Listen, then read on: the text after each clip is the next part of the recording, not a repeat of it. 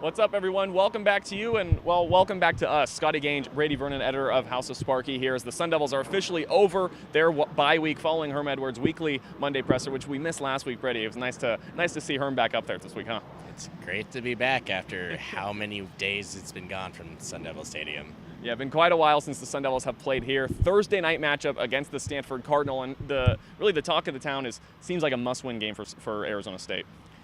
Obviously, dropping that game to CU was big in the Pac-12 South standings, but it's still wide open, especially after USC beat Colorado, so everyone has a loss now in the South. And this is kind of just the turning point for the whole season going forward because there's still a lot of good teams left on ASU's schedule. And if they lose this, then it might be even hard to even make a bowl game because you've got to find 3 more wins sitting at 3 and 4 if you lose this game coming up. Yeah, and ASU doesn't have an easy schedule on deck either, with USC and Oregon in their near future. Arizona obviously always a neck-and-neck game, no matter which team is better going into it. But let's talk Thursday night. It's a Thursday night. I just said it right there. Stanford coming into town. Is it awkward for Arizona State to play on a Thursday? Usually it is, but they're at home, which helps. They're just coming off a bye week. But I guess the most odd thing about it is they've played one game, and the next counting going after Stanford game, it'll be one game in 20-ish days, and I don't know if that helps or not. It helps in being healthy, obviously. Herm talked about Nikhil being healthy, ready to go, Malik Lau, and just the whole thing about it is just, are these young guys done being with the young mental errors? And that was the biggest thing Herm talked about, was they had a laundry list of things to fix. That was one of the main ones on defense, was 3rd and long, you have to get stops, force them the punt. Yeah, and you said it right there. It seems like the offense has been all over the place. We've seen Eno having a ridiculously record-breaking game, to the passing game being all over the place, and then also being quiet. What do you think we're going to see on Thursday night? More of Eno, definitely, but got to get the passing game more involved. Obviously, Eno had 20-plus carries in the first half of the Colorado game. They started doing some new things that kind of shut him down a little bit.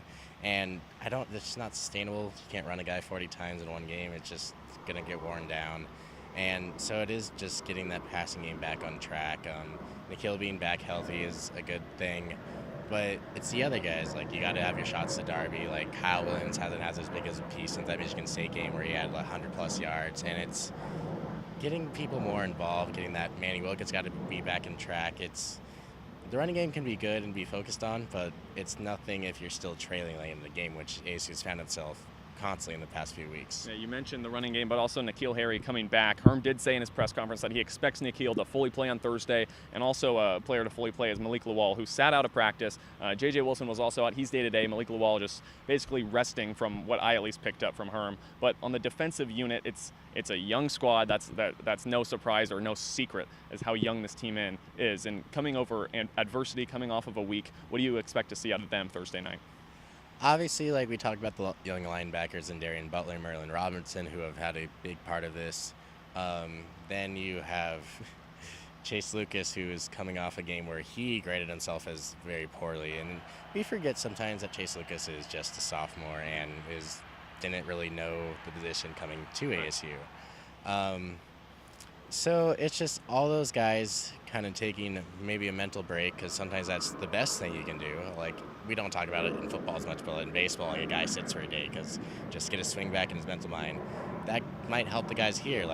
Chase Lucas knows he can play better than that. Everyone knows you can't allow those big gangs at 3rd down. So it's just fixing the mental errors, as Herm talked about and as Chase Lucas talked about last week.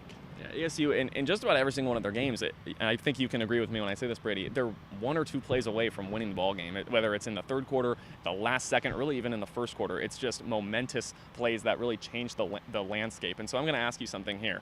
Finish this sentence for me. ASU beats Stanford if? We'll go with if Manny Wilkins has 300 passing yards. Okay. I think if that's the case, then a lot of things went right, and the running game had a good part of it as well. Do I think this becomes a shootout? Probably not, but this isn't a Stanford of old.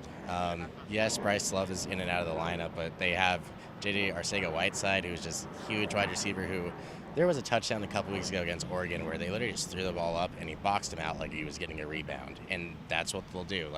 Herm talked about in the press conference how the passing games look better simply because they've been down and trailing, and Bryce Love has been Bryce Love this year as he was last year. But there could be a chance to turn in the shootout, and you got to score more than 21 points to win a game, and as we've known, ASU losses have 21, 21, and 20. So there's obviously a trend there. Yeah, well, it could be a shootout. We don't really know what we're going to see, but we will see it on Thursday. Both teams coming off a bye week. Bryce Love, J.J. Arcega-Whiteside, K.J. Costello coming to Tempe, and House of Sparky will be there for one more time. He's Brady, I'm Scotty, and we'll see you on Thursday.